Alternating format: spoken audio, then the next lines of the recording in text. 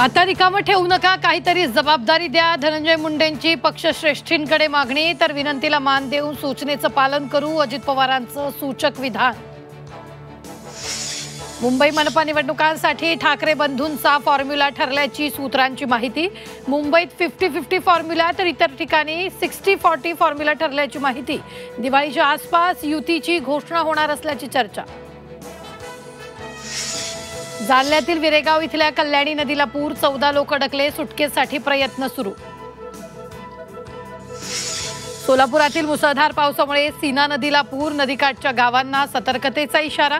नागरिकांवर स्थलांतराची वेळ, झी 24 तासशी बोलताना महिलेला अश्रू अनावर। अरुण गवळी राजकारणात सक्रिय होणार नाही, अखिल भारतीय सेना गीता गवळींच्या नेतृत्वाखाली मुंबई महापालिका लढणार, तर योगिता गवळी पहिल्यांदाच निवडणूक लढणार।